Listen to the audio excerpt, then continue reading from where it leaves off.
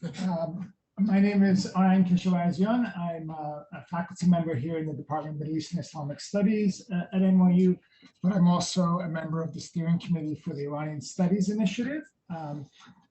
Thank you for joining us for our last event for this semester. We still have not mapped out our programming for next semester, but please stay tuned. I'm sure we'll have a set of panels and speakers and other events for the spring semester. But we are excited to end the semester with a great event, kind of a celebration in many ways, a new book that is being published. So today we have Greg Brew with us. He is currently Kissinger Visiting Scholar at the Jackson School of Global Affairs at Yale University. And he took on this position shortly after completing a PhD in history from Georgetown University. Professor Brew is a historian of oil, U.S. foreign relations, and the modern Middle East with a specialization on Iran in the 20th century. He's been very busy over the past few years publishing an array of articles on a variety of topics, including the formation of the global oil economy, geopolitics of the Cold War, and contemporary energy, energy transition. What is striking is that Greg both studies 20th century oil markets, as well as contemporary dynamics in energy markets and geopolitical struggles over oil production, as well as alternatives to fossil fuels. I won't go through all his many peer-reviewed articles and essays in such outlets as Foreign Affairs, Time, War on the Rocks, Middle East Report, but I do direct you to his very comprehensive and very easily navigatable website, www.gregbrew.com. You'll find an array, all his publications there. But in addition to these essays, Greg has published or has written and is about to publish two books. In January, in a few weeks' time, The Struggle for Iran, Oil, Autocracy, and the Cold War, 1951 to 1954, will be published. This is co-authored with David Painter and will be published by the University of North Carolina Press. So do look out for that. But before that, I believe in the coming days, in a couple weeks, the next couple weeks, hopefully before the year is up, Greg has another book that is being published, and that is the topic of our discussion today. This volume is titled Petroleum and Progress in Iran, Oil, Development, and the Cold War. And this is published by Cambridge University Press. So we're very fortunate to have Greg, in a sense, give us a sneak preview of this forthcoming publication and learn about Iran's oil industry in the mid-20th century, as well as different ambitions for development and developmentalism. To help us in this discussion, we're fortunate to have Professor Ervand Abrahamian with us today. Ervand is known to, I think, all of us here. He's an important historian who studied the 20th century of Iran from many different angles. He has numerous books, almost all of them being updated, reissued, and republished. I believe every single one has been translated into Persian, oftentimes 2 or 3 times. No, it's published. But translated. But translated. I have not lost. I've lost track of the number of times family members and friends in Iran have told me, "Oh, have you read this book by Abrahamian?" And I have to nod my head and I say, "Yes, I have." So it's wonderful to have him here with us. His most recent publication is directly related to Greg's own interest. It's the book titled "Oil Crisis in Iran: From Nationalism to Coup d'etat." It was also published by Cambridge University Press. Kind of an oligarch in this story, which has recently been published as in paperback form. This book is an analysis of the recently declassified U.S. documents on the Mossadegh period. Professor Abrahamian was a longtime faculty member in the Department of History at Baruch College and the Graduate Center at CUNY, but is now retired from teaching, However, he's not done with doing research and writing. He's in fact in the midst of writing a new book on the 1979 revolution. So thank you all for joining us here. The plan for the rest of the session is that I think Greg's going to speak for about 25 to 30 minutes, and then we're going to give the floor to Professor Abrahamian, who will speak for maybe about 10 minutes. We'll give Professor Brew a chance to respond, reflect on the comments, but then we'll have lots of time for your own questions and comments as well. I don't know, are we allowing people on Zoom to ask questions on Zoom? Is that right? Yeah, they can ask the questions in the chat, or I can spotlight them. Okay, so if you have questions, those of you on Zoom, if you have questions, you're welcome to put them in the chat, and we will figure out a way to pose them to the panelists. Okay. So I'm going to stand here. I think everyone on the Zoom can hopefully see me. Thank you so much, Professor Keshavarzian, for that wonderful introduction, and thank you all for coming on a somewhat cold and somewhat dark Thursday, so I appreciate it. My name again is Gregory Brew. I'm a historian of oil, U.S. foreign relations with Iran and the Middle East, and today I'll be discussing my forthcoming book, Petroleum and Progress in Iran, Oil Development in the Cold War, and I'm going to try to keep to my time as best I can. So I'm going to begin by talking about, let's see if this works. It doesn't seem to be working, hold on.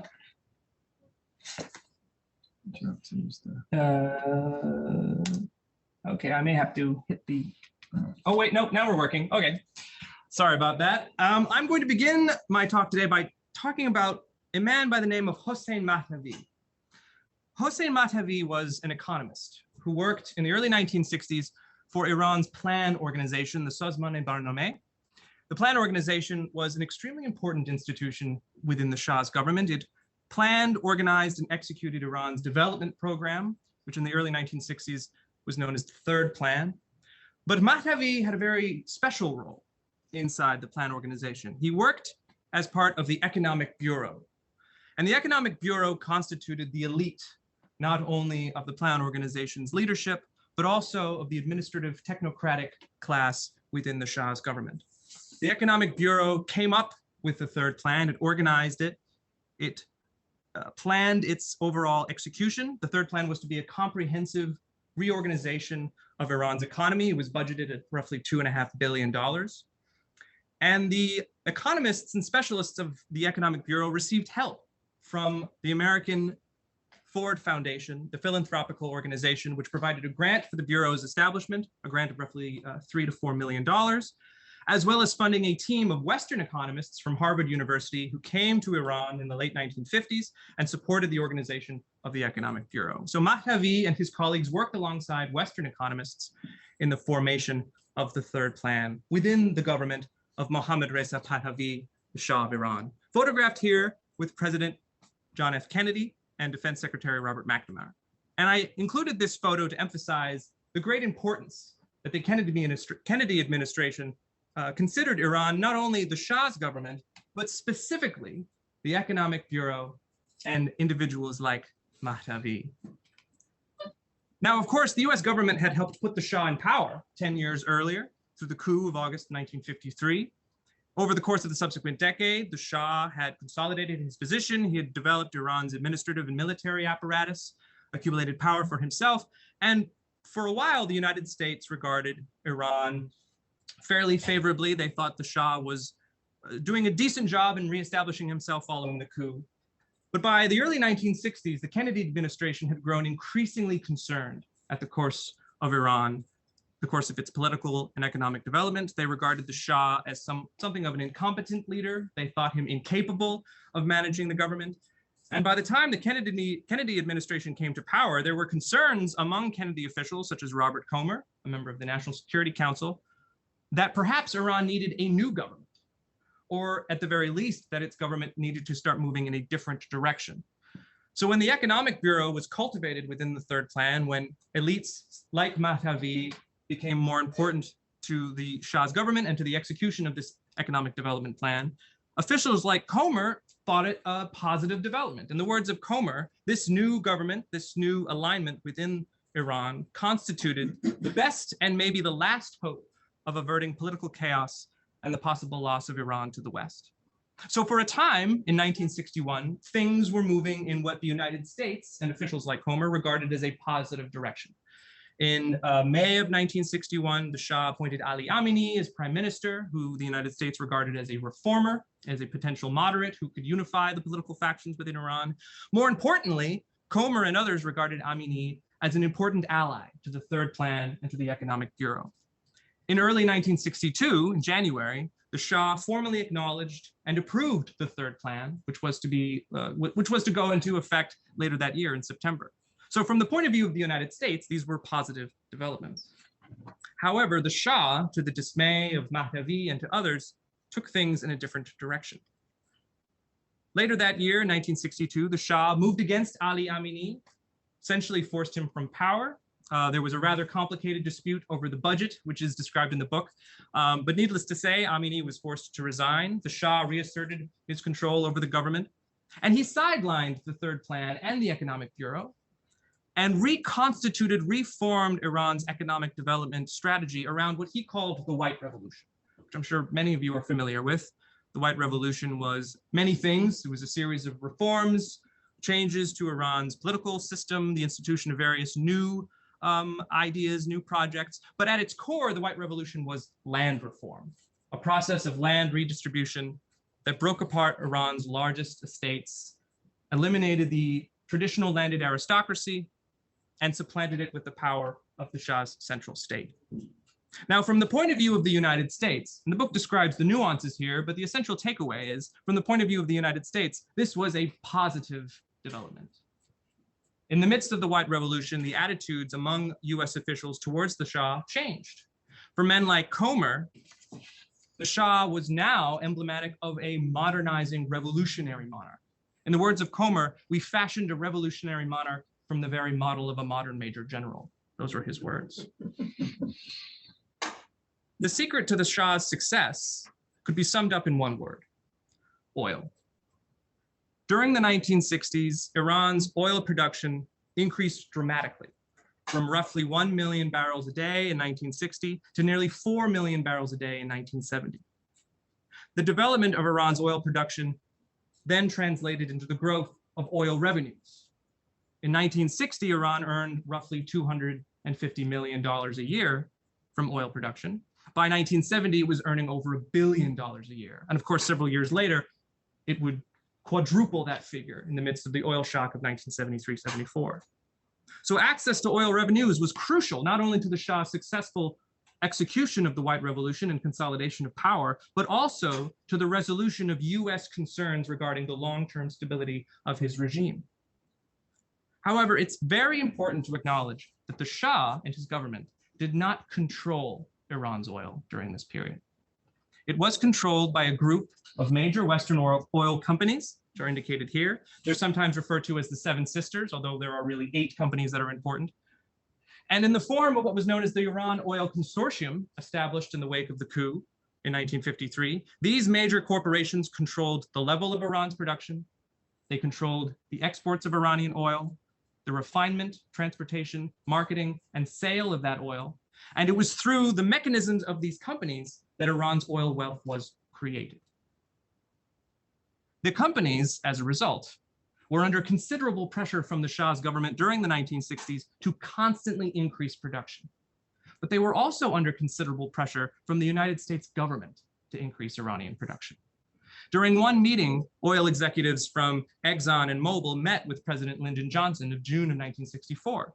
And Johnson told them in no uncertain words that they had to do whatever it took to keep Iran, quote, from going down the drain and losing it to the free world. The executives later told their colleagues, as we all know, President Johnson can be very persuasive. So for US officials, this transformation, not only of Iran's political system, but also the dramatic escalation of its oil production, put at ease their concerns that had grown to such a considerable extent in the early 1960s. By 1965, US officials like Ambassador Armin Meier came to think of the Shah as a successful political experiment backed by American power. In the words of Mayer, to understand Iran, one must understand the Shah. He mastered the job of pulling his listless and backward people forward. Our help has assisted Iran to stand on its own feet. Now, there's a lot going on in this quote. By help, Mayer is referring to several things. He is referring, albeit obliquely, to the coup of 1953. The Shah, of course, was put into power thanks to assistance from the US government. He's also referring to the help administered to Iran by major Western and US oil companies. It was, of course, only through the company's operations that Iran became as wealthy and the Shah became as powerful as it was during the 1960s. Yet by help, he is also referring to more than 20 years of American developmentalists, businessmen, technicians, engineers, and economists who came to Iran to assist in Iran's economic development program and to assist in the facilitation of those oil revenues being transformed into programs of economic development, both to further Iran's economy and also to assist the Shah in consolidating his power. So, of course, by the end of the 1960s, the Shah was regarded as arguably the most important US ally between Bonn and Tokyo. Apart from State Department officials and certain analysts, the general consensus was that the Shah was firmly in the seat of power by the late 1960s. Yet not everyone shared this rosy assessment. The Ford Foundation, which you might recall from the beginning of this talk, had assisted the Economic Bureau in the Third Plan at the early 1960s. By 1964, had grown thoroughly discouraged with its programs in Iran and chose to withdraw them, choosing to leave the country rather than being forced out. At least one official, Ray Hill, wrote in no uncertain terms that there was no longer the will in Iran to carry out what the foundation regarded as constructive programs of basic significance. And there was no longer a foundation upon which successful rural reform could be based. So the Ford Foundation viewed the White Revolution and the change in the Shah's economic development strategy in the mid-1960s very disfavorably. From their point of view, it was not what constituted positive or responsible economic development. Among other critics was Hossein Mahdavi. Mahdavi left the Shah's government in 1964, thoroughly discouraged and disillusioned with what had happened inside the government, with what had happened through the marginalization of the Economic Bureau in the Third Plan. And he wrote in Foreign Affairs in October of 1965 that the Shah had successfully exited the political crisis of the early 60s thanks to his access to oil revenues.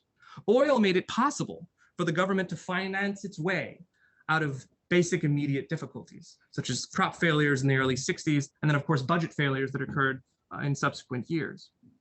Mahdavi also noted that the oppression and repression of opposition during the White Revolution period had forced opposition forces both on the left and the right to turn to violence due to the lack of political liberalization that had occurred during the White Revolution period. So Mahdavi was laying out a pretty grim prognosis. From his point of view, the White Revolution had made things less stable rather than more stable. And he went into slightly greater detail 5 years later. Mahdavi, of course, was an economist by training. And in 1970, he published a chapter in a fairly obscure volume on the economic history of the Middle East, in which he determined that Iran's oil dependence was leading it towards the path of instability and perhaps even dissolution. He wrote in this volume that oil effectively separated Iran's state and society. That the Shah's government, because of its oil wealth that was being drawn from the operations of the companies through rents, made it possible for the government to operate without any kind of connection to the will of the people. There were no taxes. There was no social contract. There was simply the link between the Iranian government and the rents produced by the companies. And Mahdavi thought this somewhat unique. And he came up with a word for it, or at least he coined a word that became quite popular subsequently. He called Iran a rentier state. And from Mahdavi's 1970 rentier state formulation grew a literature on the resource curse, petro-states, petro-dependence, and the difficulties encountered by oil exporting states like Iran with stable political and economic development. But Mahdavi was essentially making a prediction. both in his 65 article and 1970 chapter. He was predicting that were the price or flow of oil to change, the Shah's government would be faced with the contradictions and would face overwhelming crisis and possibly even dissolution. And while it's important not to be overly determinist, of course, his prediction did essentially come true within a decade. The Shah fled Iran in January of 1979, following not only a year of protest and considerable political mobilization, but also a crisis on global oil markets in 1976-77 and a drop in global oil prices that created a budget, financial, and inflationary crisis within Iran within 18 months. Oil was crucial to the foundation of the Shah's government, the Pahlavi regime of the 1960s and 70s. Oil was also crucial to the collapse of that government. But simply the existence of oil in Iran did not make any of this inevitable. The Pahlavi petro-state did not emerge from the mind of the Shah, nor did it come from the machinations of foreign oil companies or from the movements or actions or strategies of the Shah's imperial benefactor, the United States of America. Rather, the Pahlavi petro-state emerged from a confluence of factors and a series of engagements between a variety of local and global actors that occurred in the 20 to 25 years before the White Revolution and the Shah's consolidation of power in the mid-1960s. And that is the topic of my book, Petroleum and Progress in Iran, Oil, Development, and the Cold War. The book explores the period of 1941 to 1965.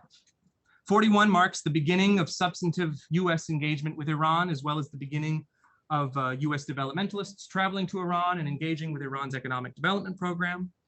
1965 marks, of course, the culmination of the White Revolution, changes in Iran's place in the global oil economy and the Shah's relationship with major oil companies, and the effective end of the American developmentalist experiment that had started 25 years before. And the book looks at three distinct groups of actors. The first group are major Western oil companies. The second, Iranian technocrats within the Plan Organization and Iran's oil industry. And third, American developmentalists, as I call them, individuals who came to Iran both from the US state and also from private organizations or US proxies, individuals who came to Iran in an attempt to assist, guide, or even control Iran's oil-based economic development program. So the book has three major themes, which I'll describe in brief detail today. I'm going to try to do my best to keep it within time here. The first major theme is the theme of global oil and the creation of a global oil economy in the 20th century. Now, very often when oil is discussed in these kinds of literatures, in these kinds of contexts, it's considered as a feature of international relations, great power competition, or so-called oil diplomacy, right? It's primarily considered as a strategic resource, as something that is the concern of states, leaders, such as the Shah, US presidents.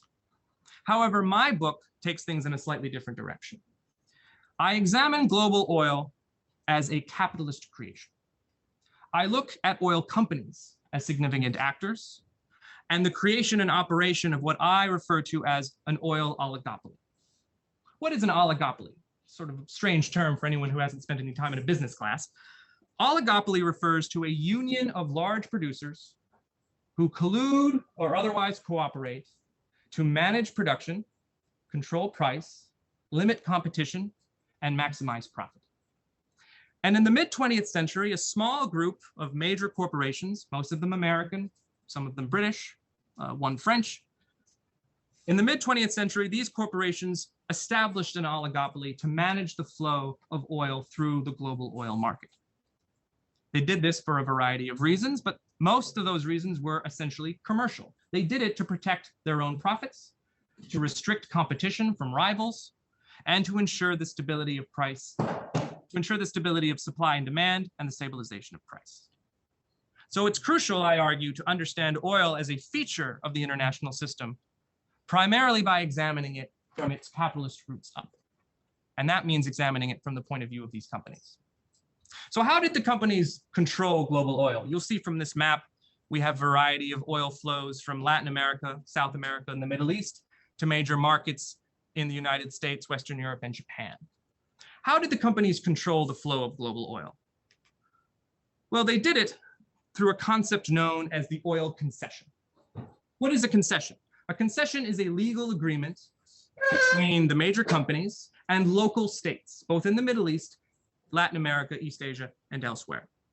And what the concessions did, most concessions, by the way, were agreed to in the early 20th century and then revised over the course of subsequent decades. What these concessions did was that they granted the companies sweeping powers to exploit, produce, transport, refine, and market any oil that they found within a set geographic region. In most cases, these regions were very large. In the case of Saudi Arabia and Iraq, constituting most of the territory of the country. In the case of Iran, the large Darcy concession of 1901 was eventually reduced in size, which I think this chart indicates. So these concessions, these legal agreements, think of them as contracts essentially, gave these companies tremendous authority and autonomy to manage the oil industries of these various states. What did they offer in return? Money. In return for these powers, the companies paid local states portions of their profits, first as royalties and later as taxes. And as a result, the revenues accruing to these states from oil production increased. And by the post-war period, you can see this chart covers 1948 to 1960. By the post-war period, these revenues began to escalate dramatically, both as a result of increasing production, but also as a result of renegotiations that were happening between local states and companies. The major takeaway I'm trying to emphasize here is this is the engine through which oil wealth is created. It's essentially in the hands of private companies operating out of commercial interest that come into contact and engagement with local states. This is the theme that the book emphasizes. That's crucial to understand not only Iran's place in the global oil economy, but the global oil economy in total. The second theme that I emphasize is the theme of development as history. When I began this project, I originally was mostly looking at Iran's place in the global oil economy. I was interested in companies, I was interested in oil capital, but increasingly I started thinking about what all this money was being used for, right? Traditionally, very often in scholarship, when we think about the Shah or we think about the Shah's Iran, a lot of the time the focus is on weaponry, is on arms, the expansion of the Shah's military apparatus.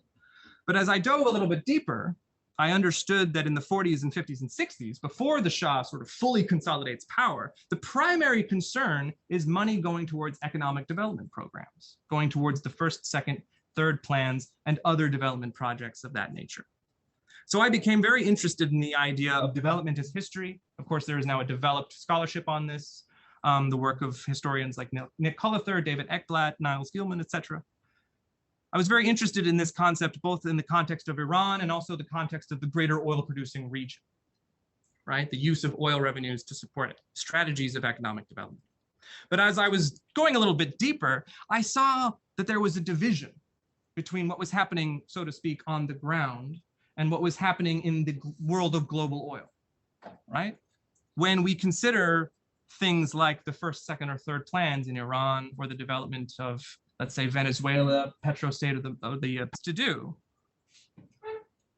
is combine the global and local between a concept that I call the dual integration of oil.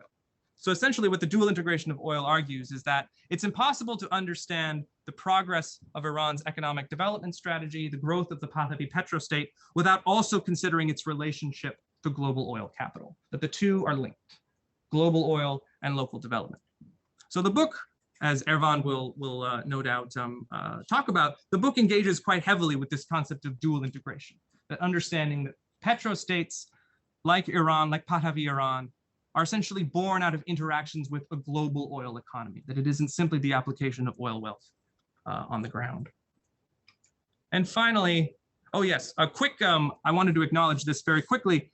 In the context of the book, part of the book's argument is that it's important to understand the variety of different Iranian actors that are involved in the dual integration of oil, that it isn't simply the Shah steering things along or moving things along, that dual integration was quite a chaotic and at times very conflicted process, that even allies of the Shah, individuals like Abdul Hussein Ebtihaj or Fuad Rahani, who was the Shah's oil advisor and the first Secretary General of OPEC, that these individuals were very often in conflict with the Shah.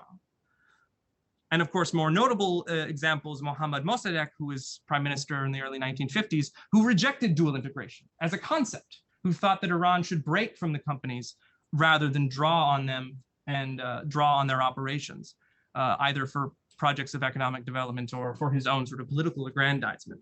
So the book emphasizes that this process of dual integration was really a struggle, that it wasn't a smooth process, that the Shah's oil-based authoritarianism of the mid-1960s was not inevitable, that it was a conflicted and chaotic and contingent process. So that brings me to the third and final theme of the book, which is the theme of US-Iranian relations. The United States is intimately tied up in this process, in this struggle of dual integration from the very beginning. And the United States looks upon Iran from a very specific perspective. And hopefully we can talk a little bit about that in the discussion. But from the point of view of the United States, Iran is very important for several reasons. First and foremost, the United States views Iran through the lens of the Cold War, overwhelmingly. US officials and developmentalists see Iran as a battleground in the fight against global communism. Americans see Iran in the post-war period as a vulnerable state, as a state that could very easily fall to Soviet or communist influence. Of course, it shares a 1,400-mile-long border with the Soviet Union. So the Cold War lens is crucial to understanding how Americans, how both State Department officials and presidents, like President Truman here, and private developmentalists, how they view Iran during this period as a state threatened by communism. Oil, of course, is also foremost in their minds. Iran is a major source of oil. In the post-war period, the Western world more generally is becoming increasingly dependent on the oil of the Middle East, and Iran forms an important foundation for that dependence. But Iran is also important because of its proximity to the oil fields of other states. A concern that comes up quite frequently in the documents and in the book is this idea that the US has, which is if Iran were to fall to Soviet influence, that would lead to the collapse of other nearby states, Saudi Arabia, Kuwait, Iraq. This domino theory that we often associate with Vietnam or Southeast Asia was very much present in the thinking of the United States towards the Middle East, the oil-producing regions of the Persian Gulf. So the United States was very concerned about maintaining Iran's pro-Western strategic alignment. They wanted Iran to remain on their side in the global Cold War. How to accomplish this? Well, very often in the literature, relationships between the president and the Shah are emphasized. The Shah is sort of the sine qua non in this diplomatic history. He's generally regarded as the sort of most important link connecting the US government and Iran as far as diplomatic relations are concerned. But I came to a very different conclusion in my research. I found that the most important issue tying the US to Iran was the issue of economic development. Arms sales to the Shah, the development of the Shah as a military ruler or the bolstering of Iran's military capacity, these were all short-term solutions. From the point of view of the United States, the long-term solution was developing Iran economically, strengthening it internally, moving it along the path of modernization theory towards becoming a modern state, and doing so through organized, planned, and funded programs of economic development. That, for me, was the most important piece of US strategic diplomatic relations with Iran during this period. And that leads to the conclusion that dual integration in Iran was fundamentally a US strategy. That the United States saw the connection between Iran and the global oil economy and the connection between oil revenues and programs of economic development in Iran as being crucial to Iran's pro-Western strategic alignment. Effectively, to keep Iran on the side of the West, they had to turn petroleum into progress. That was the US view. And I'll conclude very quickly by just mentioning that the book engages with a wide variety of American developmentalists, American characters who come to Iran during this period. A few of the more colorful ones, Max Thornburg is an assistant, an advisor to the first plan. Later, he's an advisor to Prime Minister Ali Razmara. And he is an oil executive, businessman. He turns himself into a developmentalist advocate, I think largely for self-interested reasons. He comes to Iran to make money. That's kind of his main goal. David Lilienthal, you might not be able to see his name here because of the pop-up, but David Lilienthal comes to Iran in the late 1950s. And for anyone familiar with US history, Lilienthal is an enormously important figure to the New Deal of the 1930s. He launches the Tennessee Valley Authority, the TVA, arguably the most important US development project in history. And he comes to Iran in the late 50s and proposes a TVA for Iran. He wants to build dams. He wants to develop irrigation. He also wants to develop petrochemical industries, a very ambitious project. The World Bank is very important for the story that I'm telling in the book, not only in offering loans, but also in offering technical advice, technical assistance. But all of this work, all of these encounters and interactions are happening under the aegis of the US national security state. The US government, the US state looms very large in this story, as does its strategic interests. And in order to guide dual integration, in order to ensure these links that the US considers to be strategically important, the United States launches a series of political interventions in Iran throughout this whole period, 41 to 65. The book explains several of these interventions, but of course the most important is the coup of 1953. The US overthrows the government of Mohammad Mossadegh, not only to save Iran from communism from their point of view, but also, I argue, to restore dual integration, to bring Iran back into the global oil economy through the Consortium Agreement of 1954, and to restart the engine that creates oil wealth for Iran, both to feed Western consumption, but also to ensure that Iran's economic development is fed by oil revenues. And for anyone who's interested, as Professor Keshavarzian noted, I have a second book coming out in January on this very subject that looks at the nationalization crisis and coup specifically. So I will stop there. That is the end of the presentation. Thank you very much for listening, and I welcome our discussion and Professor Abrahamian's comments. Thank you very much. Thank you.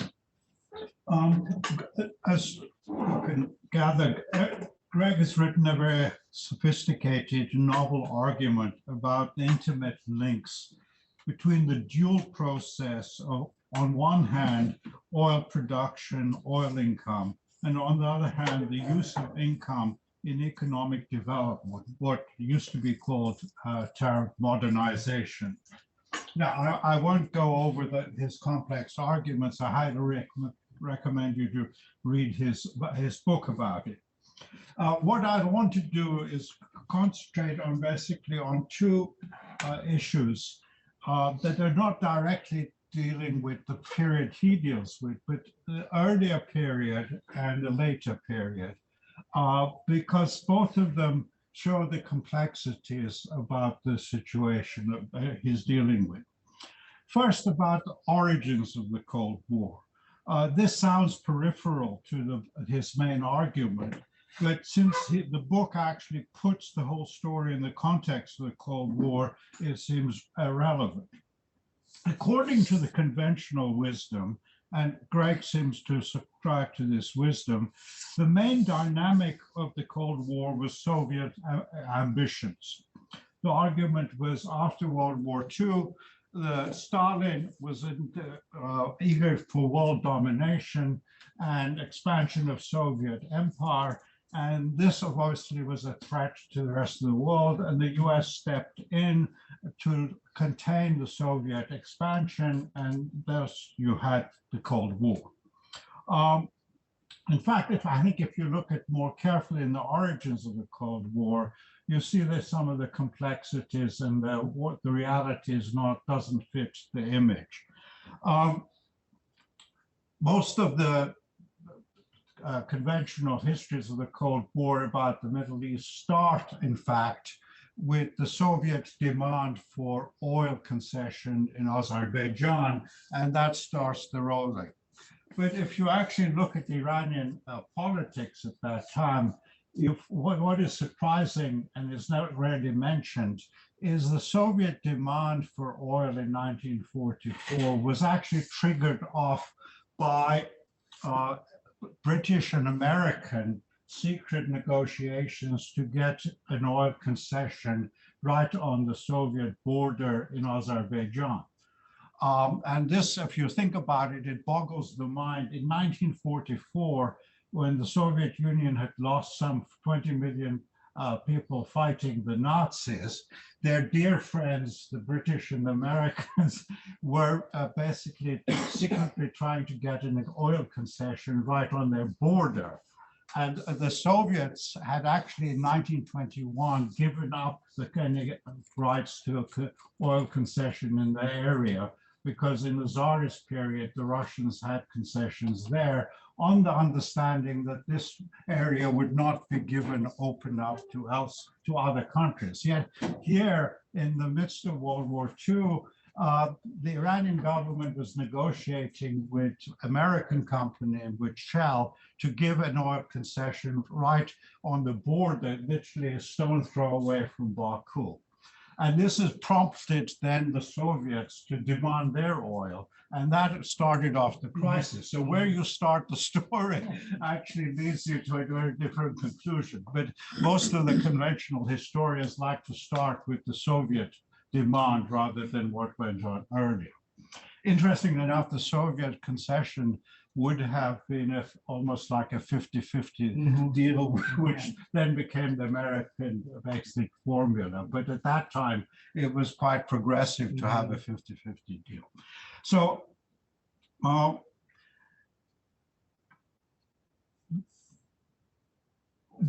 this leads to the question, and actually, if you look at the State Department documents, George Kennan, who was no means a friend of the Soviet Union, he blamed the whole crisis in Azerbaijan on the oil companies. So it'd be interesting for someone really to investigate the debates that went on in Washington between the State Department and the oil companies about these concessions, because the State Department eventually actually supported the oil companies to seek concessions there. So this, I think, if you put this in this context, the question is, what was pressuring the US to have a much more expansive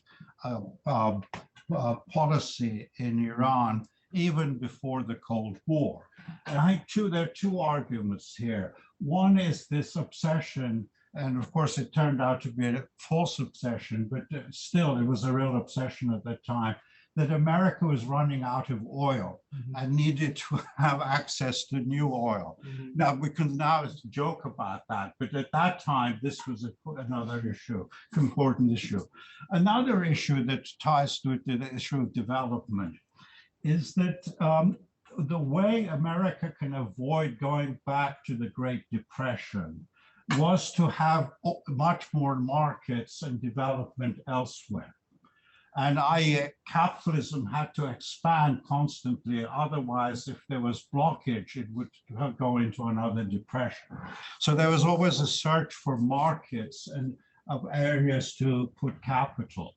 And this was, of course, one of the demands that the US had with its allies, with Britain, France, Netherlands, that they had to open up their empires to the US economic interests.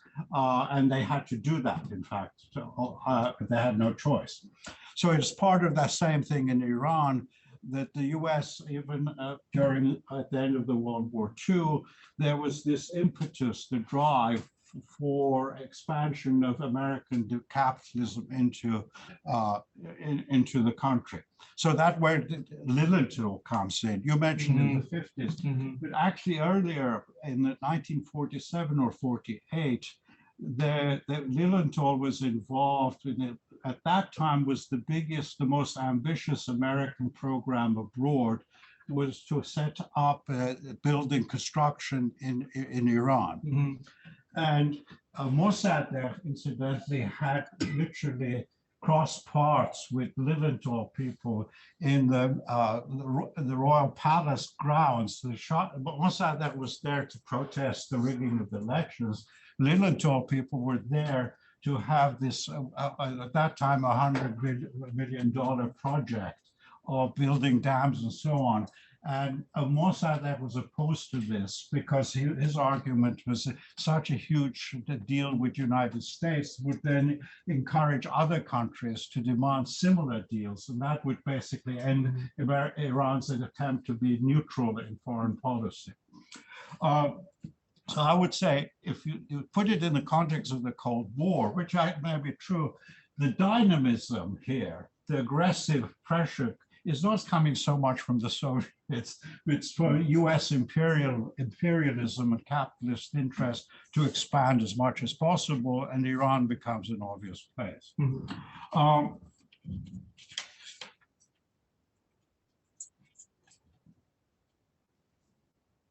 The second observation I have, which is much more to do with area Greg leaves, but it's something that looms there at the end of his book, is that the Shah is depicted in his book, as is conventionally depicted, as a hawk on oil prices, oil petro-nationalists.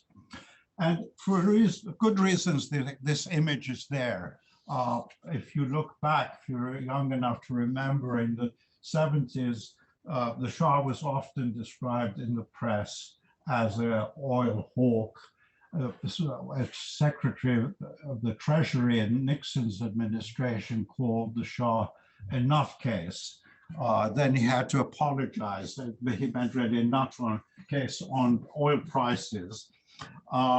If you look at OPEC, discussions in OPEC, often the Iranian representative there would grandstand on higher oil prices, demand for higher oil prices. So that historically has become known as basically at the forefront of OPEC. And this is the image that was created. And this is an image very much that is prevalent in the diaspora. Mm-hmm. I have people telling me that, well, the Mossadegh tried to nationalize oil, he failed, but the Shah was much more successful mm-hmm. on the oil issue. And the Shah, even in his memoirs, claims that the oil companies instigated his own downfall because he was so militant on oil prices. Now, again, if you look at the actual documents, the reality is not just different, it's exact opposite of the image. Here often a clever image leaves an impression that's long-lasting, but in reality it was very different. What made me suspicious of the image was that looking at during the newspaper coverage of the actual revolution, at the height of the revolution, 1978, Andrew Whitley, who's been the main journalist, British journalist in Iran, interviewed some consortium experts, and they said they were very worried, but they said, because if this revolution succeeds, they said, that we will lose control over oil production in this country. Now, that made me wonder, if they're going to lose control in the future, that means they don't have control now. Now, according to the Shah, they got a fairly good concession 54. That wasn't good enough. In 1959, they got another concession, was better. And eventually they nationalized in 1973 that he was in control over Iranian oil.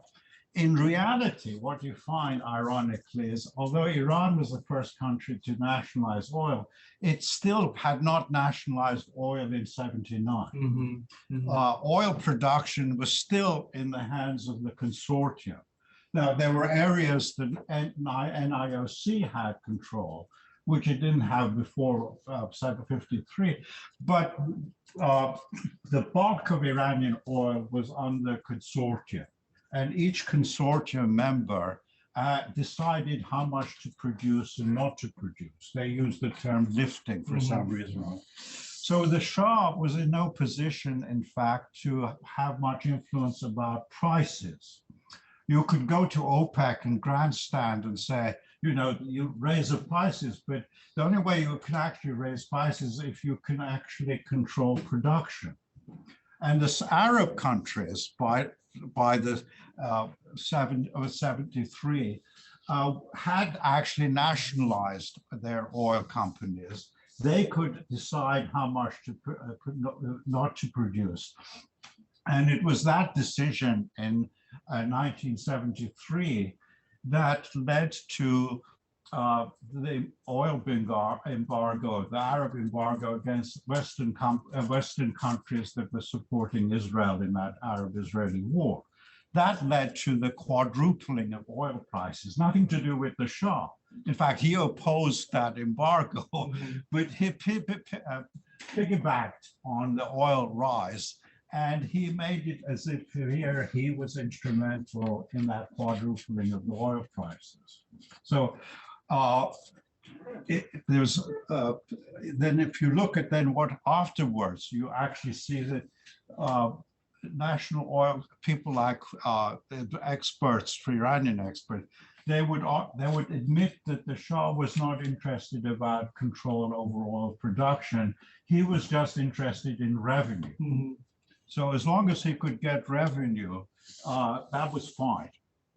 Mm-hmm. So what you find is a lot of double talk, basically hypocrisy, where the Shah is often militant on telling the West that their West is basically wasting oil, they should work harder, they're lazy, promiscuous and stuff.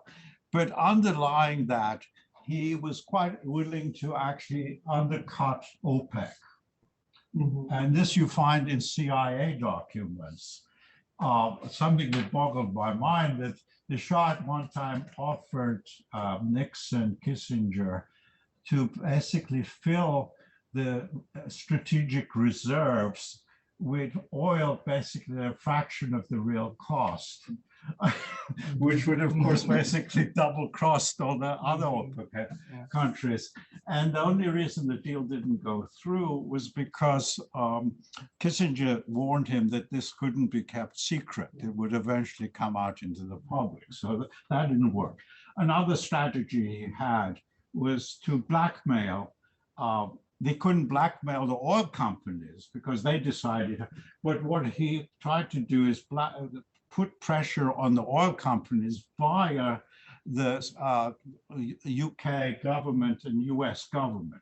Basically said, if your governments can, if those governments can pressure the oil companies to increase production so he could get more income, then he would buy more arms. If they didn't, he wouldn't buy the arms, and therefore there would be a pressure there from the governments to actually then try to squeeze the oil company.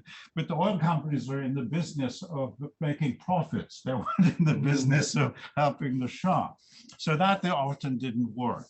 So what you find is, I would say that a lot of the documents, the new documents, are actually very revealing, and they need to be used to revise our general impression we get from the public image, especially of the press of this period. It's, I think, mind-boggling, in fact, some of the stuff what one finds in the CIA and Foreign Office and the State Department documents. I'll stop there. Oh, thank you.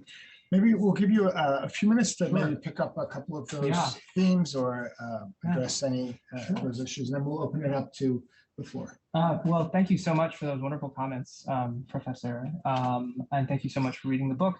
I want to talk a little bit about the second thing you brought up, which I found to be one of the most interesting things in researching and writing this book, which is the Shah's reputation as a petro-nationalist. Which is what you were speaking to. And it comes out very clearly towards the end of the book in chapter 6, which covers the foundation of OPEC and Iran's role in OPEC's sort of the untold story of OPEC's first crisis, which happens in the early 1960s. And it is precisely as you say, the Shah is torn between comporting himself as a petro-nationalist for very obvious reasons linked to domestic politics. He needs to look like he has inherited and carried on the legacy of Mossadegh who is, presented as a failed petro-nationalist, whereas the Shah has gained the power to stick it to the companies and take over Iranian oil, etc. He is torn between that public persona and the reality that he continually faces, which is that he needs the companies to make this money for him. He also very astutely, and I would say that my characterization of the Shah is largely as a fairly successful, astute statesman. I think he succeeds more often than he fails. He astutely sees that OPEC is a very effective lever to use against the companies. And he does this continually in the early 1960s. He uses very often through intermediaries like Alam or Benia or I'm trying to think, Ekbal, Menachem Ekbal is the head of NIOC, I think, during this period. He sort of works through these intermediaries to put pressure on the companies and say, unless you offer me favorable concessions, unless you increase the amount of money I'm getting, or you increase Iranian production, then I will side with the quote unquote wild men of OPEC, and we will go against you, and we will raise your taxes, and we will do this and do that. And an important theme of the book and of oil history in general is that the countries could do this. The countries had sovereign power over their oil resources. Mossadegh had made that very clear. The thing is that if you exert sovereign power over oil resources, the companies can use their commercial power to remove the wealth that you had access to. That's the crucial takeaway from the nationalization crisis. Mossadegh proves sovereignty over oil, but also proves that the companies have commercial power. The Shah obviously does not want to do this because he needs the money. So he comes up, he expresses what I call in the book performative petro-nationalism. He plays at being the petro-nationalist while also undermining OPEC in the early 60s, preventing it from succeeding. OPEC almost collapses in 1964, largely because of an intervention that the Shah organizes that I described in the book. At one point, secretly passing OPEC minutes to BP executives, very, very clearly undermining the organization for the sake of what he sees as Iran's and his own interests. So I think this perfectly aligns with what Professor Abrahamian is saying, which is that this cultivated image of the Shah as a successful petro-nationalist is largely the result of propaganda on his part and of his success in the 70s of taking a moment where countries were exerting their power over the companies and exploiting it for his own ends, right? Of playing a role in raising price and seizing control, when in fact remaining a fairly steady ally to the companies and a fairly steady moderate, really, when it comes to nationalizations, etc. So that's the second point. The first point that you raised on the origins of the Cold War, I think is absolutely apropos, and it is something that the book does engage with in chapter 1. I don't at all align with the traditional view of the Cold War as far as the Soviet Union spreading. The United States is imagining the spread of Soviet influence and reacting to that, is my view. This obsession with containment, this obsession with the threat of communism is largely an ideological creation that is made in the minds of US officials. In some cases, they are responding to Soviet actions, but largely in the case of Iran, they are doing what they are doing for reasons that have to do with their own particular perspectives. And the oil scramble that you describe in 1944 is described in the book, and it is exactly as you say. The Americans and the British are competing for a new concession in Iran, and American companies start to look at northern Iran, they start to look at the area near Azerbaijan, and the Soviets obviously see this as a threat. And they go in and try to secure a concession for themselves. And I think it's Mohammed Saeed is prime minister at the time, and he decides to sort of cancel talks until the war is over. And Mossadegh has a role in that as well. And there are various US observers, Kennan being one of them, who see the situation and reach the conclusion, Northern Iranian oil has no other market but the Soviet Union. Why not let the Soviets have it, right? We actually can't access this oil for geographic reasons. It's not commercial. It's not commercially exploitable. Let the Soviets have this oil, right? The British already have Khuzestan. They already have Abadan. Let's effectively divide Iran again. That worked for everybody in 1907. It worked for the great powers. Let's do it again. But the U.S., I'll say, obsession with the Soviets and communism, and then the way in which the Azerbaijan crisis rolls out in 46.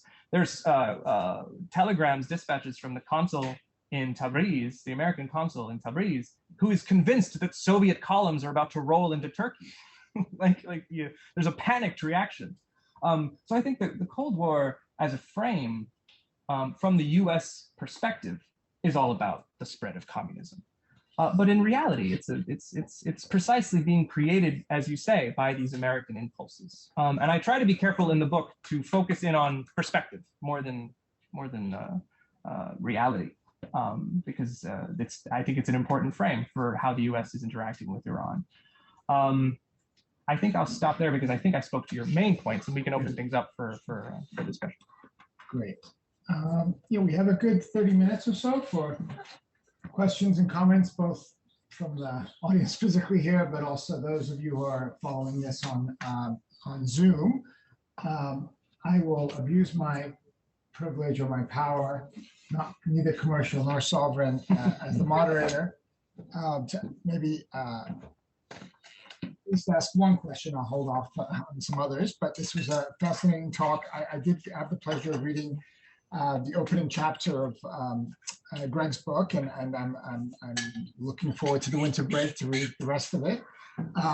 Let me pose just one of my, I have like 2 or 3 questions, but let me just start with one. And maybe this gets at to this kind of second part of Ron's comments about the 1970s.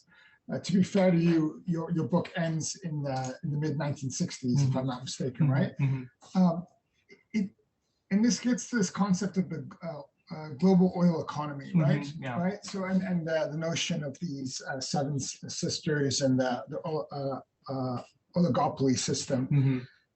I'm wondering, this dual integration that you describe, where Iran is integrated into this oligopolistic oil global economy, if I understand it correctly, that system starts breaking down in the late 1960s, yes, both because of demand and independence and a whole series of, let's call them market conditions shifting. So I'm wondering if you could just talk us through these transitional years, which again, I suspect it's in the later chapters of your book, but maybe you didn't get a chance to fully flesh it out in your presentation here. Could you just walk us through what is happening in the late 60s and 1970s and the early 1970s that shifts, in a sense, this dual integration starts to fray, I guess, that's a correct interpretation. No, absolutely. No, thank you so much. Because if I'm not, the Italians get in, right? The Italians. Yeah, I mean, everybody gets in. That becomes the problem. No, so the oligopoly that I describe is a term that's used by contemporaries. It's used by contemporary economists, Edith Penrose and Maurice Edelman being a few, because they see how the market's functioning, and they observe correctly that several large companies are controlling how oil flows. They're controlling the price. They're able to manage prices. They're able to set production, supply meeting demand. Oligopoly is a way of just sort of describing that market dynamic. Arguing that, I'll say very quickly, arguing that the companies are cooperating with one another is actually a very difficult argument to make, because the American companies are very worried about antitrust legislation. They're very worried about breaking antitrust law. So when they do cooperate, they do it in very informal ways. But the oligopoly does break down in the late 1960s. And it breaks down because they gradually lose their majority control over the flow of oil. Over the course of the 50s and 60s, and the Shah actually plays a fairly significant role in this, other smaller companies get concessions. They gain access to oil. The oligopoly members are kept out. And over time, the amount of, let's call it non-oligopoly oil, grows and grows and grows. So that obviously undermines their ability to control supply and set price. Another important factor is the growing assertiveness of members of OPEC. But on a more individualist basis. I mean, the sort of very important turning point is the Libyan revolution in '69, where King Idris is overthrown and Gaddafi comes to power. And the new Gaddafi government immediately starts putting pressure on the companies to increase prices and threatens nationalization and uses unilateral powers to force the companies to cut production. And that is crucial to the withering of oligopoly power, because within a year or two, it becomes clear that the countries do in fact have power to set prices. It's a very complicated system that I won't describe in detail, but needless to say, the dominance of a few large companies ceases to exist in reality by, let's say, 1971. And this is obvious to everyone. So those are kind of the fundamental factors. The other fundamental factor is the OPEC states realize their leverage over the United States specifically because in 1970, US production peaks. And within 3 years, the US becomes dependent on imports for a quarter of its total consumption. So very quickly, the United States, which was a major producer and exporter all through this period. I mean, there's an Arab embargo in '67 that doesn't work, right? During the June War. It doesn't work because the US is able to meet, the supply needs. It quickly becomes clear that OPEC can exert leverage because the US is now dependent on oil, along with Western Europe and Japan. So the oligopoly does fall apart. Dual integration, I think I'm actually trying to explore this in my next book project, which is going to cover 65 to 80, possibly 88. Dual integration undergoes a transformation, but it's still there because you can't make money from oil without a global oil market. You just can't. The wealth from oil is produced essentially through an arbitrage situation, right? You can make oil very cheaply. You can sell it 1,000 miles away for 30 times the cost of producing it. And the only way to realize those gains is by accessing a global market. So dual integration continues. In some ways, it's continued to this day, but it's established during this period, this earlier period from 41 to 65. And I'll stop by saying I chose deliberately at the beginning. This was originally my dissertation. I chose to stop it in 65 for a couple of reasons. It made sense from the oil angle. It made sense from the experiences of these American developmentalists that I was looking at. It made sense because the White Revolution is such an important turning point. But it also made sense because I wanted to leave myself something to work with to write another book. And so many, in my view, a lot of people try to cover the entire Pahlavi period, the entire sort of the second Pahlavi period, and there's too much to cover. So why not cut it in half? Good work for the digest and some audience. You need a second book idea in the job market, guys. So we have some hands. Why don't we start with Brian and Yeah, so you have like a kind of turn of phrase at the end. The book is Petroleum and Progress, but at the end it's how to turn petroleum into progress, which I think kind of attacks like a fundamental myth of oil that it automatically is money, and it's kind of that the capitalist economy is so dependent on it that it's the flow, like keeping the flow of it, that is more important than other things. So I just wanted to ask about the kind of intervention. You seem to be wanting to like cut a lot of these myths, kind of like where they started, that you need to control not just the flow, but like where it's going to flow and what it comes back as. And then there's almost like the kind of myths on top of it. You mentioned the arms and kind of these other things like what petrodollars do, but it's kind of this very local level that's almost more important to build the foundation. Where if you're integrated in this way, like an oil economy couldn't escape. You couldn't have a petro-state kind of go rogue. So I just wanted to ask about that kind of intervention and what you're maybe pushing back against, but also is there any other like bigger, because there's these abstract myths about oil that would kind of have to come down in the process of talking about oil in this different way on a local level too? Yeah, no, that's actually a great question. And the title is a little cheeky because, calling it progress obviously imbues it with so much significance in ways. And it's a reference to the fact that progress means very different things to very different people. It means different things to technocrats in Iran. It means very different things to various American developmentalists. Ideology is an important part of this story. The myth of oil as a curse is a historical construction. This is a period in which oil represented opportunity, right? This concept that you become dependent on oil wasn't around. It's sort of why I start my talk with Pahlavi. He's there at the beginning of the book. He comes in at the very end because he's sort of the beginnings of literature around frontier states and around the petro curse. But obviously that concept isn't really around in the 40s, 50s, and 60s. And both for the Shah, the Pahlavi sort of technocratic elite, and for Americans, oil is this phenomenal way to escape uneven development, to escape poverty, to escape instability, to escape feudalism in many ways. It's from what they're trying to look at, right? Their own particular view of modernization as this state of backwardness. Oil represents modernity, right? Oil is fundamentally modern because it fuels machines, because it fuels industry, because it fuels cars, and because it creates plastic, right? It creates petrochemical products. So it has a certain magical quality to it. As far as undermining myths, one myth that I sort of try to tackle, but I sort of do it implicitly, is this idea that the companies are all powerful. The companies very often have no idea what they're doing and they're hoping for the best. These are capitalist enterprises that are ultimately really just trying to make money. And the thing about oil companies is that they do make oil, but they're focused on making money. And you can make money without making oil. And they're not comfortable very often acting as tools of US imperialism, even as they see it, right? An important intervention that the US government makes is in the wake of the coup is Operation TP Ajax, but the coup itself only succeeds when the consortium agreement is signed a year later. That is the coup. And the consortium agreement is forced on American companies by the Eisenhower administration. The companies don't want to go into Iran. It's too risky. Why would you invest in a country that just nationalized its oil industry? It makes no sense. But the government says, we'll make it worth your while. And it would be great if you did. And they do. So this concept that American, it is imperialism, it is hegemony, but that it is being guided by capitalist interests is still a very prevalent concept.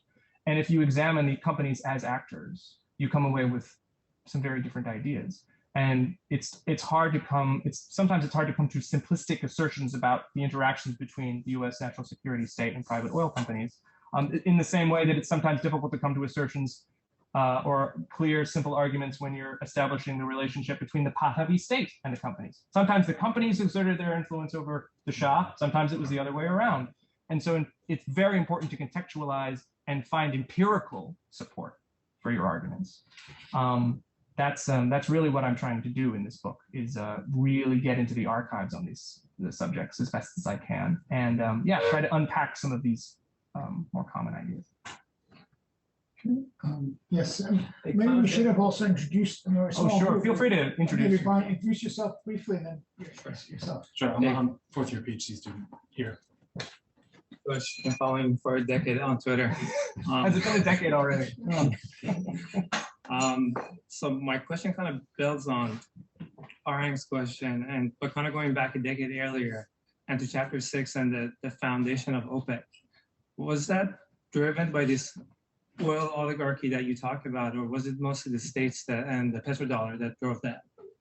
So the formation of OPEC, it happens in 1960, and it is, it's emerging from, a decade of rising petro-nationalist awareness, right? That comes after Mossadegh, it comes after Nasser and the Suez crisis, it comes in the aftermath of the Arab Petroleum Congress, the rise of sort of informed oil intellectuals like Tariki or Perez Alfonso from Venezuela.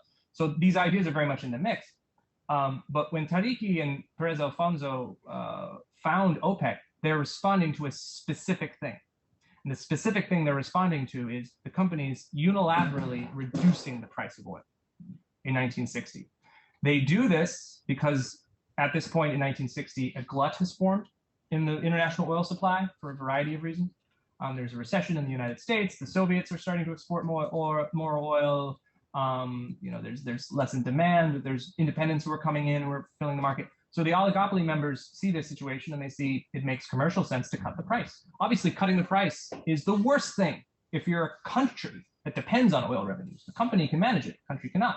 So OPEC is formed around this crisis between commercial incentives and the rights of sovereignty, right? Sovereign nations need oil revenues, or at least they see it as a necessary interest.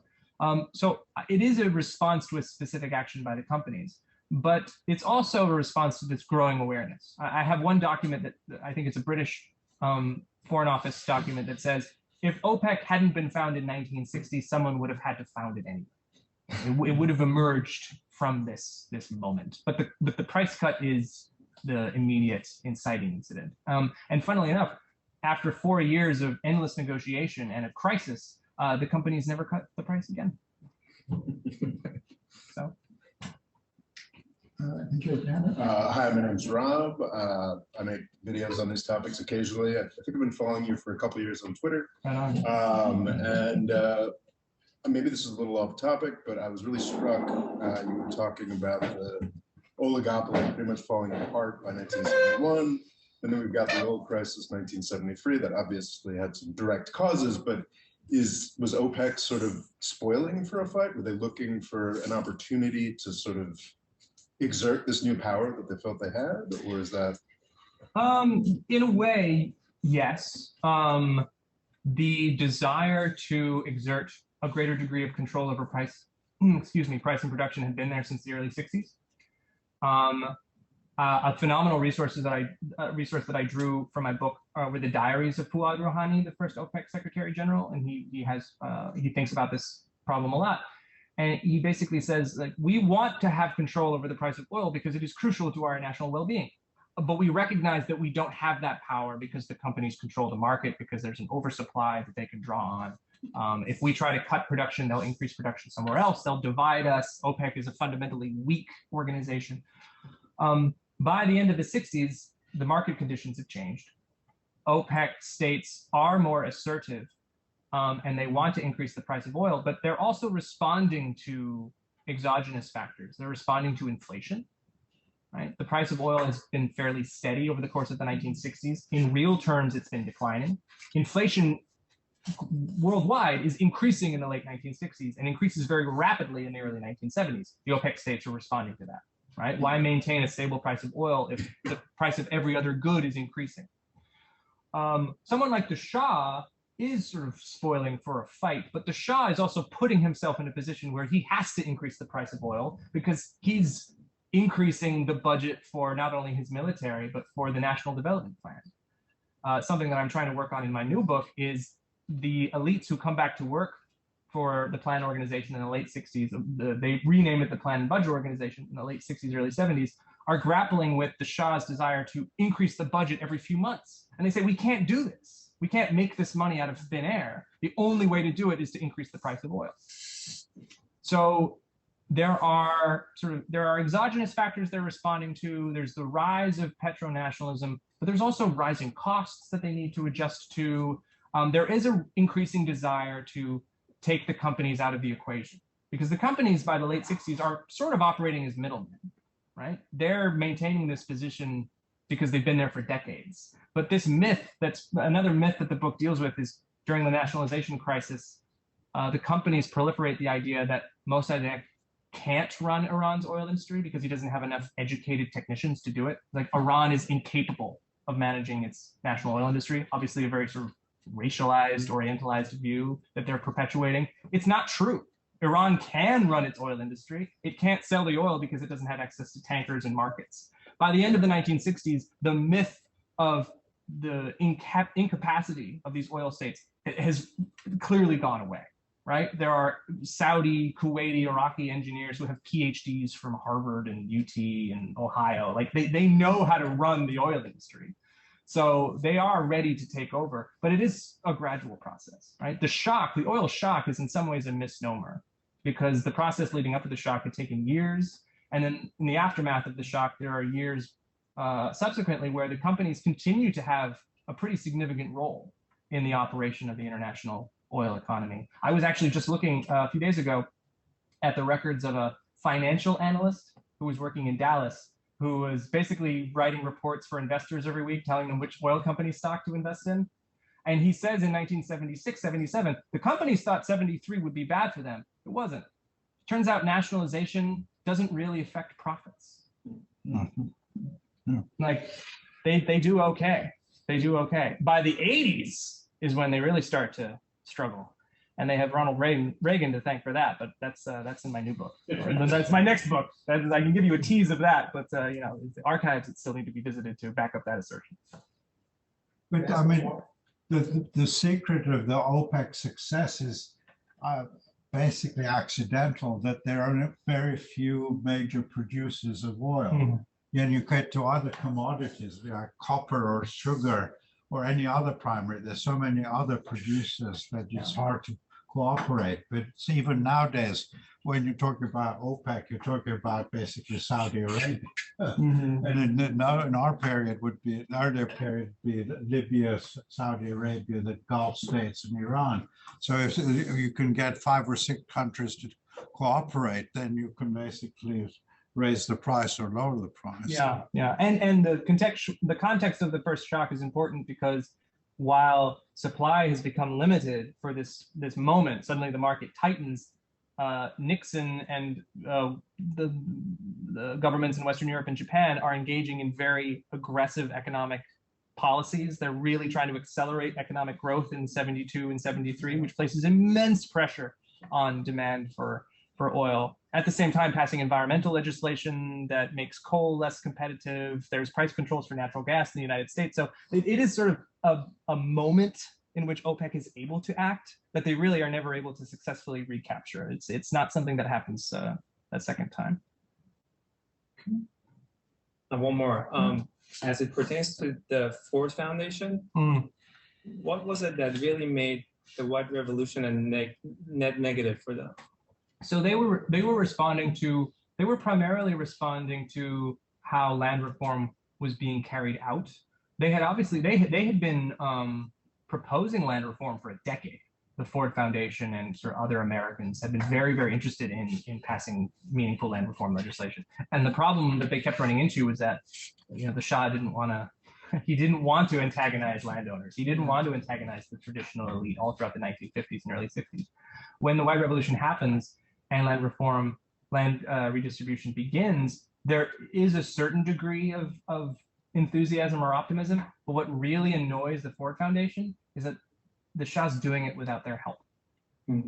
That it's happening along the basis of plans that were drawn up by Americans like Paul Maris and others, but that it's being operated by the Shah's government without their input. That it's also being very clearly operated with a political goal in mind. And the Ford Foundation is part of a community that wants to see political reform, that wants to see political liberalization. And it's very clear what the White Revolution is meant to do politically, right? It's very, very obvious that this is a campaign to eliminate the majlis, or undermine existing potential opposing factions, and to really consolidate the Shah's power base, and and maybe develop the peasantry as an alternative power base, but really just to get the state's power into the provinces and to undermine those. And the Ford Foundation is very astute, and they see what's happening. But the reason why the White Revolution succeeds is that it takes something that not only the US government, but also all these developmentalist groups, it takes something that they had been advocating and carries it out, but carries it out in a way that they don't necessarily see as positive. I simplified a little bit in the presentation, but in the book, the American response, the response within the Kennedy administration to the White Revolution is more divisive than is often argued. There are individuals like the ambassador in Iran who see it as being very positive, as being revolutionary. There's a reaction from people like Comer, Ken Hansen, and others who, like the Ford Foundation, see it as a very cynical and ultimately suicidal move at political consolidation, and they don't think it's going to work. And then those voices get silenced. I haven't read the Ford archives, but I wonder how much the Ford's change attitude is due to Shah's removal of Arsanjani as the minister, because Arsanjani was the person who actually designed the reform, and the actual reform was very much identified with him.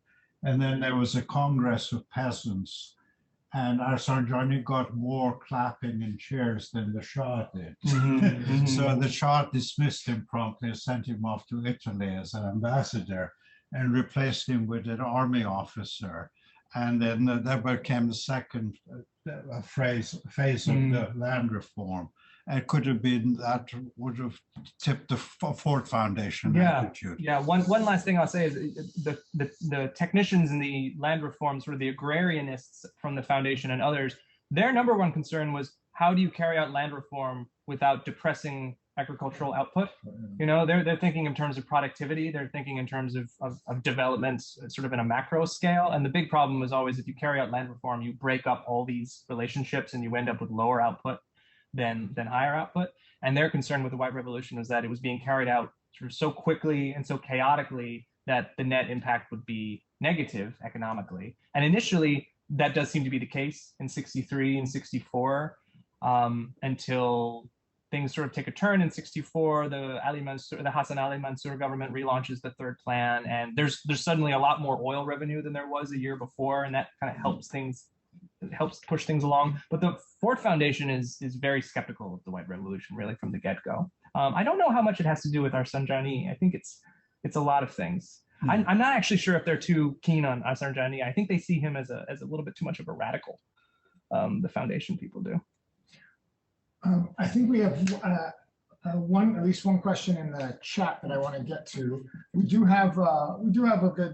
have some time. So if you have, those of you in the room, if you have questions, we can go to them. But Dylan is going to read out the question. I'm sorry. Yeah, we've had some issues with the audio, so I'm going to read the audience's question. This is a question from Jennifer Turner, and she asks, do you believe that the unique history of Iran and American interests is an influence, even indirectly, in terms of what we are seeing today in terms of instability and anti-government protests? Hi, Jen. Thanks for your question. I'm not sure I would draw that kind of connection here. I will connect it back to the issue of development and the history of development in Iran. And I'll say that, you know, these development ambitions tied to oil revenues connect the Pahlavi and post-revolutionary period in complex ways. But as far as the US influence, I mean, the US influence inside Iran disappears with the revolution in many ways. And it has a direct role in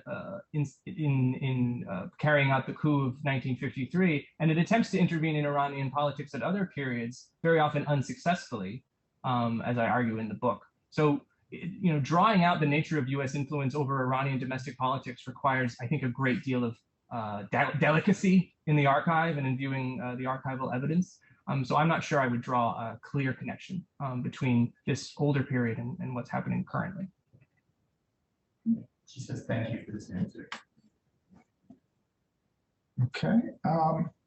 Any other? I want to make sure if I can use the last couple of minutes, because David Lilienthal is an interesting character, and I didn't get the chance to read your chapter on him and the DES project. I suspect some others may be interested in the DES project. And I was glad to see that you nicely flagged an underappreciated book on Iran by Grace Goodell, Elementary Structures of, full title. I would argue probably the best book written on 1960s, 1970s Iran to this day. Yeah. But could she obviously had access to archives that Grace did not. She was physically there in the villages, but you had access to some of these documents. Do you want to share with us some of the findings or how you want us to think about this attempt to turn Southern Iran into the Tennessee Valley? Absolutely. No, so this is one chapter of the book. It's chapter 5 that was originally going to cover, I was originally going to have 6 chapters in the book, and I chose 7 so that I could have 1 chapter on the DES project, because I really wanted to get into it. And I'll start by saying that the archives, both of David Lilienthal and of his company, Development and Resources, are at Princeton, at the Seligman Library, and they are incredible. It's an incredible resource. Lilienthal and DNR was in Iran from 56, in some ways, all the way up into the revolution. Their activities really start petering out in the mid-60s, but they're there in one way or another, but they're really there from 57 to about 63. And they come to Iran or are invited in many ways by Ebtihaj to recreate the TVA in Iran, to build dams and overhaul Khuzistan's irrigation, to grow sugarcane. I think the Haftape sugar, it was born from this project, and it's still there today, which is incredible.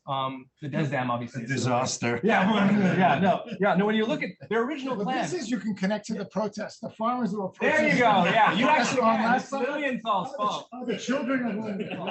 David Lilienthal. But no, I mean, they want, the original plan was for 14 hydroelectric dams, 100,000 acres of irrigated farmland for sugar cultivation. They wanted to, and I think they eventually did, build a pipeline to port natural gas to a petrochemical facility to create plastics. And to also, they wanted to build a fertilizer factory. This eventually becomes a massive bone of contention between Ebtihaj and another, I think it's Imami, another minister in the Shah's government who has his own fertilizer factory that he wants to have built, that he gets the Shah's approval of. But it's this massive project that's originally going to be something like $300 million. I think eventually they spent about $120 million on it. And a whole book could be written about the DES project. and about American and Iranian ambitions to sort of recreate an ancient Iranian agrarian society in Iran, in Khuzestan, that is also fundamentally modern, that is fundamentally industrial. In the book, I call it an image of a petrochemical paradox, linking oil, water, gas, and soil together. So for people who are interested in that sort of thing, I highly recommend checking out the book, but also checking out the archives in Princeton. A few people have done work there, along with myself. I think Catherine Chafier is working on this subject a little bit as well, and I think she's done some work there. But it's a fabulous topic, and it's arguably one of the most fascinating episodes of U.S.-Iranian history and the relationships between the United States and Iran. And the Plan and Budget Organization splits from it. Yeah, they take it over. Yeah, they take it over. Like when Goodell goes there in the late 60s, it's being run by the KWPA, the Khuzestan Water and Power Authority, which Lilienthal's organization helped set up in the early 60s, and they take over. And they build model villages because they end up having to relocating tens of thousands of people for these big irrigation projects. This is something else that irritates the Ford Foundation and others about the White Revolution, is that it very quickly turns from land distribution to land consolidation by agricultural conglomerates. By the late 60s, it's not little landowners anymore, it's big agro companies that are owned and funded by the Shah and his family and his major supporters, as well as Westerners. Japanese. Japanese companies, yeah. But the Khuzestan experiment that Lilienthal and Ebtihaj and Gordon Clapp, who I emphasize in the book, who's sort of the person on the ground, more importantly. Lilienthal is off, going on TV and meeting with presidents. It's Gordon Clapp who's on the ground, who's meeting with all the ministers and hashing out how the project actually happens. He dies of a heart attack in '63. Overworked due to the project, but he gets a very nice obituary in Kehan that I think Farman Farmayan writes, because he worked very closely with him. But yeah, it's I think if I had to pick one, it's my favorite chapter of the book, is the chapter on the DES project. I think that's a very nice way to end the session. I personally look forward to reading the book, and I hope many others do. So with that, we'll join me in thanking Greg and Ervand for a wonderful session and discussion. Thank you. Thank you all. Thanks very much. Thank you very much. Wonderful.